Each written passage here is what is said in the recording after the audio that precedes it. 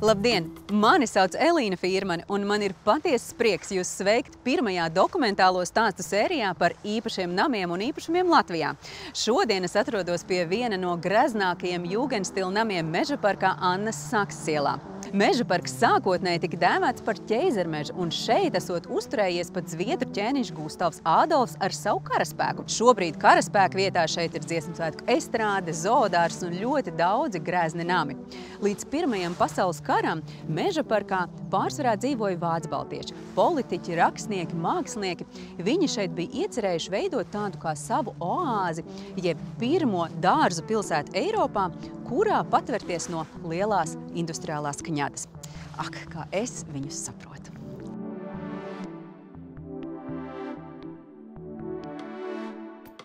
Inga, prieks tevi satikt. Saki, lūdzu, tu kā Rīgas arhitektūras vēstures pētniece vari noteikti pastāstīt mazliet plašāk par šo Rīgas daļu Mežaparku. Mežaparks ir viena no pirmajām dārzu pilsētām Eiropā, un ideja aizsākās Lielbritānijā 19. gadsimta pašās beigās. Un tas ir laiks, kad pilsētā strauji auga iedzīvotāju skaits un apdzīvotības blīvums, un industriālā ražošana bija radījusi lielu piesārņojumu pilsētvidē. Un arvien vairāk tika novērtēts dabas tūmas mājoklim, bet tolaik turīgi viduslaņu pārstāvim lauku dzīve jau nebija īsti opcija.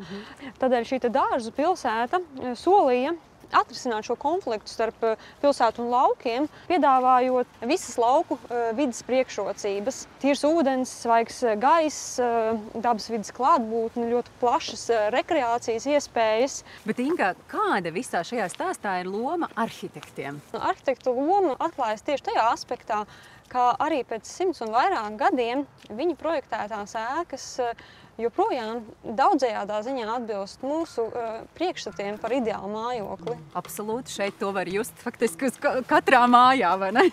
Tieši tā, tas pierāda šīs idejas ilgspējību.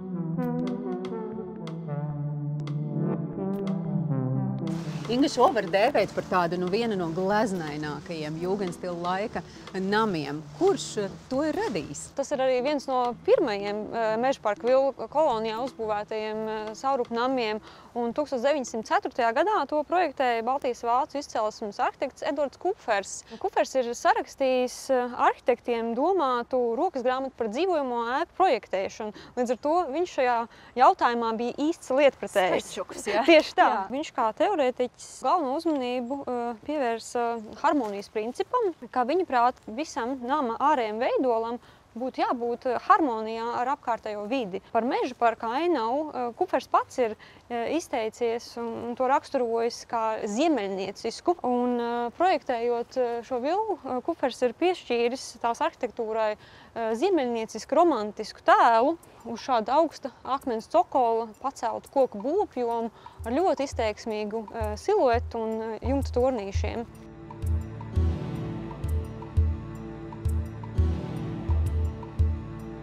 Šī māja ir atstāja tādu gleznainu un romantisku sajūtu. Jā, es personīgi saskatu šeit arī nacionālu romantismu un eklektismu.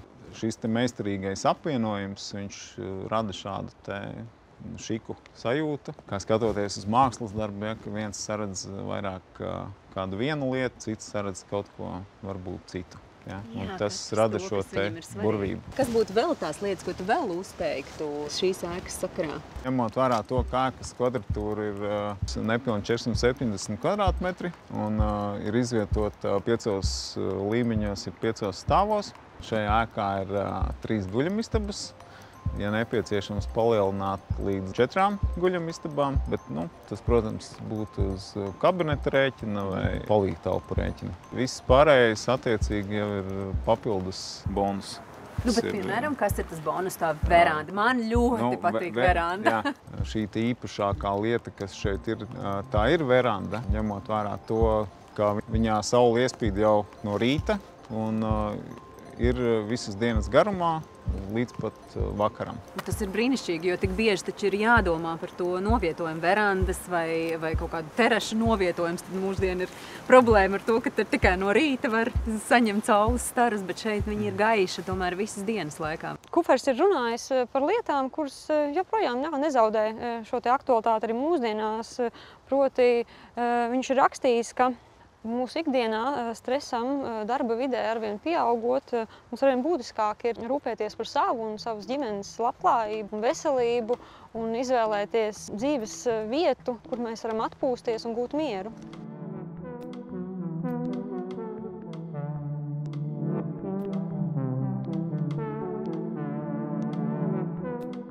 Es tev gribu pacienāt ar siltu tēju un siltiem krosāniem šajā augstajā rudenīgajā dienā. Vai tu zini, kādi ir tie cilvēki, kur šeit iepriekš ir dzīvojuši? Šīs ēkas pasūtītāja bija Anna Elizabete Pandere. Viņa šo ēku pasūtīja 1904. gadā. Šo Panderes villu 20. gadsimta 20. gados iegādājās Artūrs Meidlingers, kurš arī ir projektējis kolonādes ēku Operas skvēra tūmā, kas izceļas Rīgas centrā ainavā ar savu klasisko skaistumu. Meža parks bija ļoti iecienīta dzīvesvietas izvēle daudziem Rīgas arhitektiem, juristiem un ārstiem, tad šīm profesijām, kas pārstāvēja šo turīgo vidusslāni.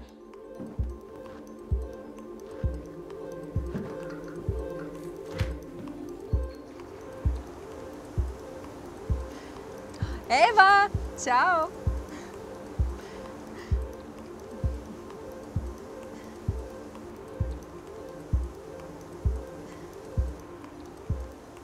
Eva, nu saki, tu kā interjera dizaineris, saki, kas ir tās detaļas, kuras tu uzreiz pamani? Pirmais, ko es ieraudzīju, bija karnīze, kura burvīgi sasaucās ar koka rakstu verandā. Jauki, ka ir augstie griesti. Ieraudzīju arī dabīgu marmora virsmu, kas ir tā kā retums, vai ne? Nē, nu mūsdienās varbūt nē. Jo pamatā izmanto mākslīgā akmens virsmas, jo viņas mazāk krāsojās un mazāk skrāpējās, bet dabīgs marmors tāda mūžīga vērtība. Jā, ilglaicīga manta. Ko tu saki par šīm kāpnēm? Tāds plašums? Plašums, jā, tas ir jauki. Un margas piestāv meža parkam un atkal šī liektā līnija, vai ne, kas karnīzēs parādās, tik jauki. Tad kā mazliet vēsturisks kaut kas, vai ne? Un šeit ir arī romantisks balkons, šis varētu pat tā teikt. Ir vienmēr jauki, ka ir balkons un jā, interesants materiāli pielietojums. Koka māja, bet ķieģelīs nedaudz akmens. Jā, tāds jaukti materiāli, kas ir izmantoti šīs mājas veidošanā, jā. Tiešām romantisks balkoniņš, jā. Guļamistaba, tā ir laikam tā telpa, kurai ir jābūt viss tādai mīlīgākai. Vismīlīgākai, jā.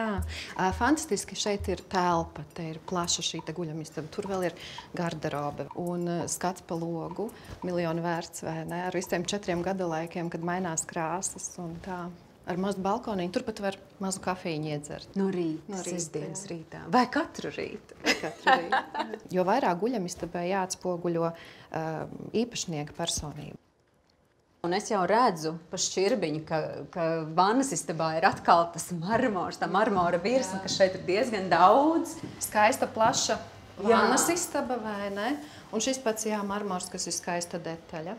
Un arī logs un skats pa logu vannas istabās, tas ir burvīgi. Itālijā, piemēram, ir projektēšanas noteikumos, ka katrā vannas istabā ir jābūt logam. Logam? Jā. Vai ne? Lai saule spīd iekšā. Jā. Dabīgā gaisma. Un šī ir tāda nelielāka guļamistaba, tāda kā viesistaba un ar ļoti interesantām tapetēm. Jā, pirmkārt jau telpas forma ir tāda nelielāka, mīlīgāka un jā, gaišos, siltos toņos ieturēts interjers šeit. Šī te pati grīda cēlkoka un arī apdrē izmantotais gaišais koks. Jā, viņš izstāsta pēc kāda cēlkoka. Tas būtu karēlijas bērs vai kļava. Un tapetes arī, kas pirmkārt arī ļoti piestāv meža parkam un iedod tādu mīlīgu sajūtu. Tāds romantisks, bet gaišas un neuzkrītošas. Faktiski ar kādiem zaļiem augiem un kaut kādām personiskām mīļlietām arī mēs šeit šo istabu varētu vēl padarīt personiskāku. Viņa ir pietiekami pabeigta, vai ne? Tas panelējums tādā nedaudz japāniskā stilā. Cik svarīgi ir materiāli interjerā? Es domāju, šādai ēkai piestāv tikai ļoti dabīgi, labi materiāli, kas nenoveco, teiksim, tā morāli. Tad ilgmūžīgi, klasiskas vērtības. Jā. Tās durvis. Tas ir slīpētais stikls. Kādreiz, lai šo stiklu izgatavotu līdzenu un dzidru tika izmantots svins. Tas nozīmē, ka var panākt tādu kā kristāla skaidru dzidrumu. Tas nav vienkārši stikls, bet tas ir jau kaut kas tāds īpašāk tā sajūta. Te var redzēt, ka tīri vizuāli skatoties, viņš atmer citādāk nekā, ja tas būtu parastais stikls.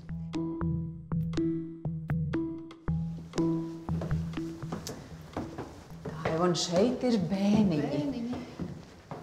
Es pilnīgi redzu, kā šeit varētu jogas studiju veidot. Jā, jogas studija. Te laikam bija domāts istaba bērniem, bet šeit jau tā funkcija var būt stipri dažāda, vai ne? Faktiski var izmantot kā viesu guļamistabu vai kā bērnistabu vai pielāgot jebkādam citam mērķim. Vai fotostudija, vai gleznošanas darbnīca, vai kabinets. Ne, kur no visiem noslēpties, mierīgi pastrādāt. Te ir dikti jauki izmantotas pažobeles ar iebūvētiem plauktiem.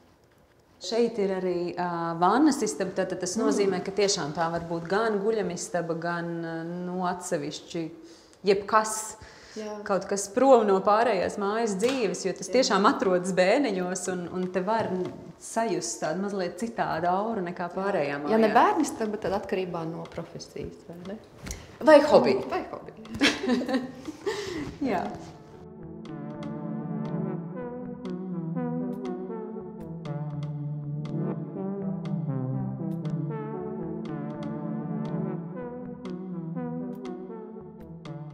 Viens ir, protams, tas romantiskums un tā sajūta un emocijas, kas noteikti ir svarīgas iegādāties jebkuru īpašumu, bet būsim reāli, arī ekonomiski apspērumi ir ļoti svarīgi.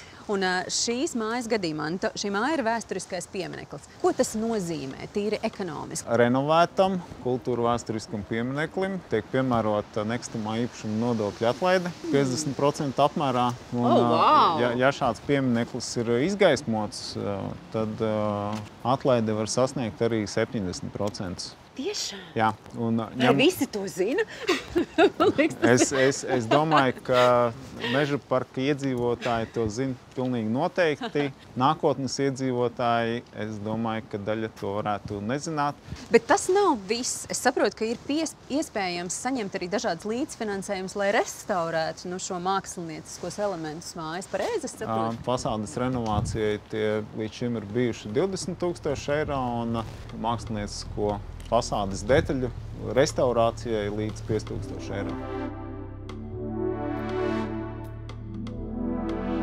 Vīna pagrabs nodrošināja konstantu temperatūru gan ziemā, gan vasarā.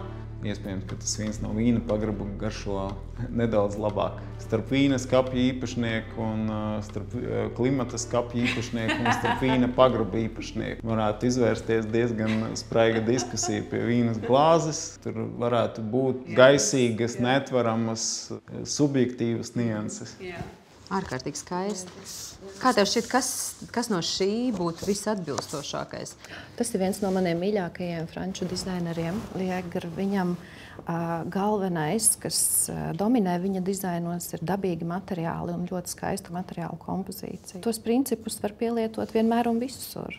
Lai tā vide ir vizuāli izsvērta un kompozicionāli skaista, un tiešām, lai tas visu laiku priecē. Jo kam tad ir jābūt interjerā? Patiesībā tādai mierīgai, tai sajūtai, lai tu jūties labi. Galvenās lietas. Tā ir funkcija, tā ir gaisma, tas ir vieglums, tās ir detaļas, kas priecē aci katru dienu. Bet arī nevajag baidīties, man liekas, meža parkam arī ļoti piestāv māksla. Tā varētu būt. Tā ir glezniecība. Piemēram, latviešu mākslinieki globālā kontekstā ir par zemu novērtēti, vai ne? Bet jā, tās ir skulptūras, vai ne? Ienest savu personību ar lietām, kuras tu tiešām mīli, ja, un tad viņas tev arī priecē katru dienu. Jā, un šodien šajā mājā mēs varam piedzīvot, māksla ir klātesoša gandrīz katrā telpā. Un patiesībā tas vārds, kas nāk prātā, ir bauda. Baudīt dzīvi un nebaidīties to baudīt.